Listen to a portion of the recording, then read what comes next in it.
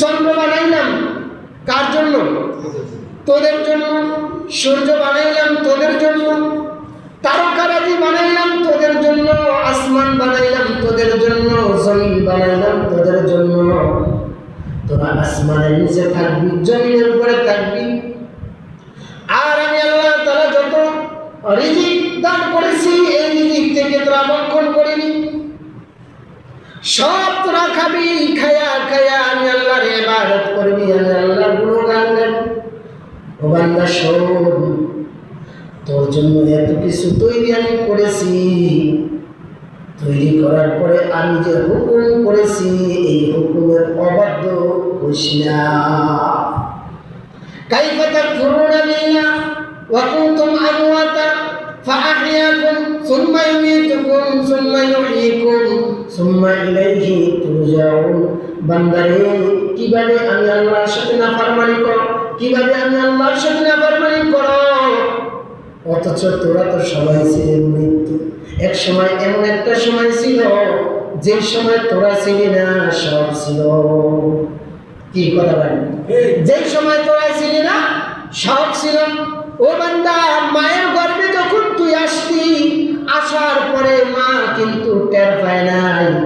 মা টের না পাওয়ার পরবর্তীতে যখন মাস গুনে গুনে আসতেছে, তখন মা টের পাইছে যে আমার গর্ভে একটা সন্তান আসছে, আমার গর্ভে একটা সন্তান আসছে। ও মুসলমান, মায়ের গর্ভে যখন সন্তান আসলো, আসার পরে মা কিন্তু জানে না। আগেরকার মারা তো আগেও জানতো না। এখন যেরকম হসপিটালে ভরা, সেরকম তো আগের যুগে ছিল না। কথা হয় না? আগের যুগে ছিল না। আল্লাহ রাব্বুল আলামিন বলেন, ও গোলাম, 5টা জিনিস এমন আছে যে 5টা জিনিসের খবর কাউকে আমি দেই নাই। 5টা জিনিসের খবর আমি আল্লাহ রেখে দিয়েছি। ও মুসলমান বান্দা, 5টা জিনিসের মধ্যে থেকে 1 নাম্বার মানুষের হায়াত। হায়াতটা কতদিন আল্লাহ দিবেন, কতদিন রাখছেন কেউ জানেনি। কথা বলে না, কেউ জানে না হায়াত কতদিন রাখছেন, কার জায়গায়, কার কোন জায়গায় মৃত্যু হবে কেউ জানেনি। কথা বলে না।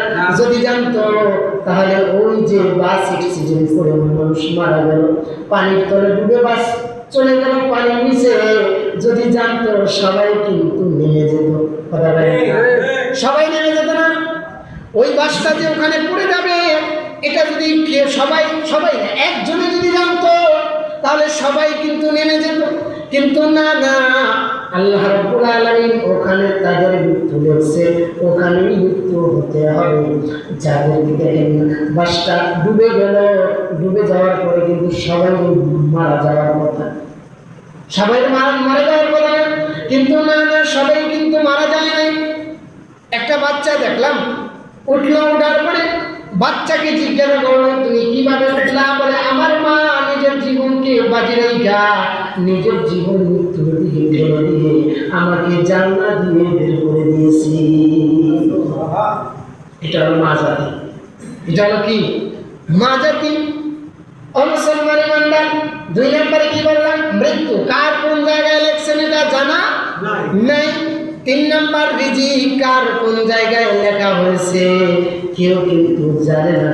কি খাইবে এটাও জানে না, কিভাবে সে খাইবে সেটাও জানে না। পাক করে রেখে আসছে অনেক কিছু, কিন্তু আল্লাহ তাআলা বলে, বান্দারে তোকে ওইটা খাইতে আমি দিব না, খাওয়ার কোনো সুযোগ নাই।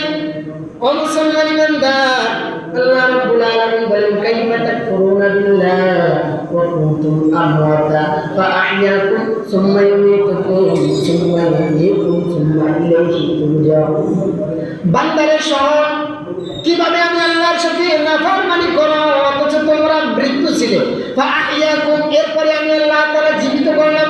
সুম্মা ইউমীতুকুম, এরপরে আবার তোমাদের মরতে হবে, মৃত্যুবরণ করতে হবে। সুম্মা ইউহয়ীকুম, আবার তোমাদের পুনরায় জীবিত হতে হবে। সুম্মা ইলাইহি তুরজাউন, এরপরে আবার আমি আল্লাহর দরবারে তোমাদের হাজিরা দিতে হবে। দৈনিক 5 বেলা হাজিরা দেওয়ার জন্য আমি আল্লাহ তাআলা তোদেরকে আদেশ করেছি, কিন্তু তোরা 5 বার দৈনিক আমার দরবারে এসে হাজিরা দেস না। কিন্তু এমন একটা একটা সময় আসবে আমার ঘরে একটা খাটি আছে, এমন একটা পালকি আছে, তুমি মসজিদে আসবা না, কিন্তু ওই পালকিটা তোমার বাড়িতে যাবে। ওই পালকিটা তোমার বাড়িতে যাবে, তুমি আসো না, ঘাড় পাকা করে যেখানে আজান দেওয়া হয়, আজান দেওয়ার পরে ঘাড়টা নিচু করে করে করে করে হেঁটে যাও। এই একটা কথা আছে, কিছু মানুষ আছে যারা উকি মারে, ডুকি মারে, আবার মাথা নিচু করে হেঁটে যায়, মনে করছে আমাকে কেউ চিনবে না, আমাকে কেউ দেখবে না। কিন্তু না না, এটা যদি কেউ ভাবে তাহলে বোকামি, কারণ এই পৃথিবীর মালিক হলেন আমার আল্লাহ।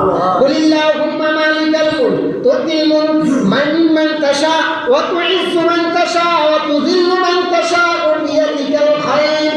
আল্লাহ বলেন, ও গোলাম, এই পৃথিবীর মালিক আমি আল্লাহ।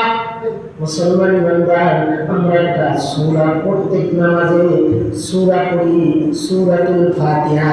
আলহামদুলিল্লাহি রাব্বিল আলামিন আর রহমানির রহিম মালিকি ইয়াউমিদ্দিন। পড়ি কি পড়ি না? পড়ি। এই আয়াতের ভিতরে আল্লাহ বলেন আলহামদুলিল্লাহি রাব্বিল আলামিন, সমস্ত প্রশংসা ওই রবের যিনি হলেন আলম জগতের মালিক, যিনি হলেন লিল্লাহি রাব্বিল আলামিন।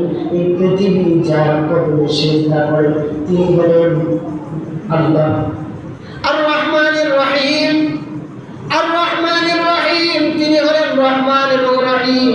এরপরে আল্লাহ বলেন, বান্দারে তুই যা কিছু করিস না কেন, মালিকি ইয়াউমিদ্দিন, সেই কিয়ামত দিবসের মালিক আমি আল্লাহ।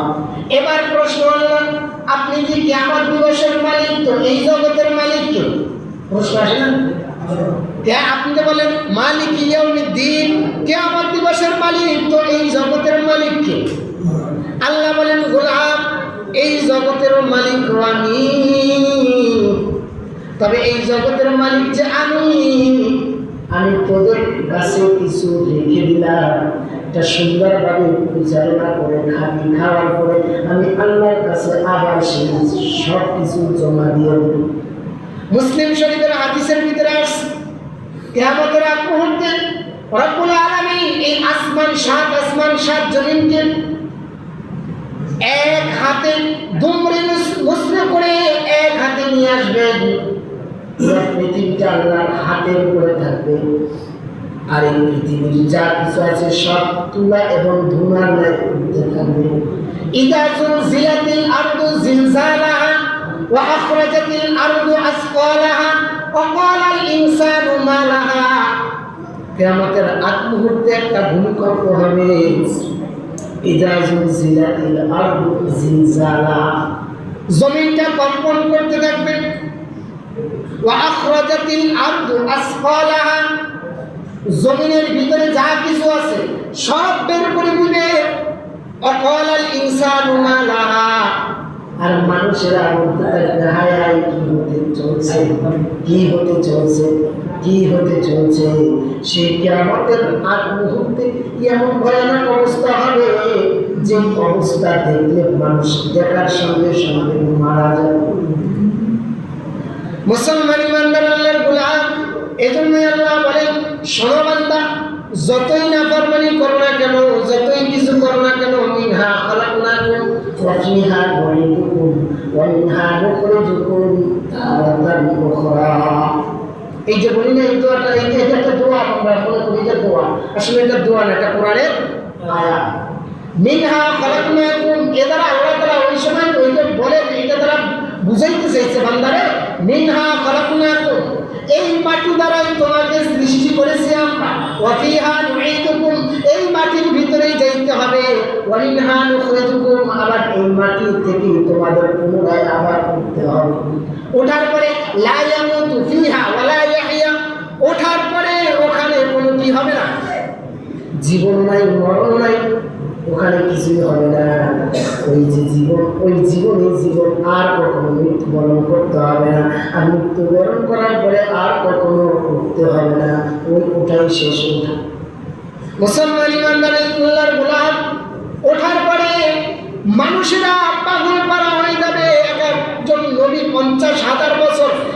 পায়ে দাঁড়াই দেন বিচারের আশায়, বিচারে বলতে হবে না, বিচারের আশায় 50,000 বছর এক পায়ে দাঁড়াই থাকবে, তো পীরের অবস্থা কি হবে?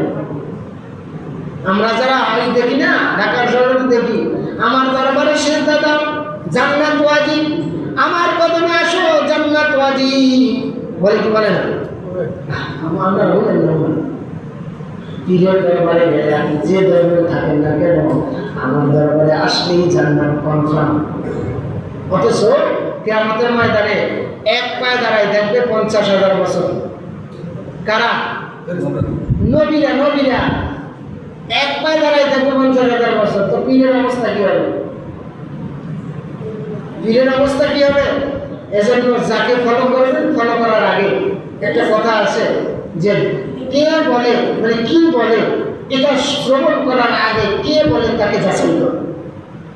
বুঝেন নাই কথাটা? কি বলে এটা শ্রবণ করার আগে কে বলে তাকে যাচাই করো। মিস্টার ইদ্রিস জান্নাতের দরজার সামনে পা দিয়ে কইরা খুব আল্লাহওয়ালা সাহায্য হাজির হওয়ার পরে বলে কে? বলে আমি ওয়াজ করতে আসছি। আদম আলাইহিস সালামের ওয়াজ শুনেন নাই? মেয়ে জাতি নরম মনের অধিকারী তো, হাওয়া আলাইহিস সালামের ওয়াজ শুনেছে। কি ওয়াজ? যে তোমরা যে তোমাদেরকে যে আল্লাহ তাআলা আদেশ করছেন, কি আদেশ? যে তোমরা গাছের কাছেও যাবা না, ফল তো খাওয়া দূরের কথা, গাছের কাছেও যাবা না। লা তাকরাবু শাজারা, গাছের কাছেও যাবা না। এইটা কেন বলছে জানো? বলছে কেন? বলে ওই গাছের যদি ফল তোমরা খাইতে পারো তাহলে কিয়ামত পর্যন্ত তোমরা জান্নাতে থাকবা, তোমাদেরকে আর জান্নাত থেকে বের করা হবে না। আর যদি না খাও এক সময় তোমাদেরকে বের করে দিবে। এই ভুল বুঝাইয়া পরবর্তীতে হাওয়া আলাইহিস সালাম তার স্বামীকে বলেন, স্বামী গো, এই তো আল্লাহ আইসা আমার বয়ান করে গেছে এই কাহিনী, আপনার একটা অনুরোধ, আপনি ফলটা নিয়ে আসেন। ওই অনুরোধ রাখতে যাইয়ে স্ত্রী আজকে জান্নাত থেকে বের করে দিছে। এইরকম অনুরোধ যেন যারা যারা করে, শোনেন আমার দরবারে আসেন, জান্নাত কনফার্ম।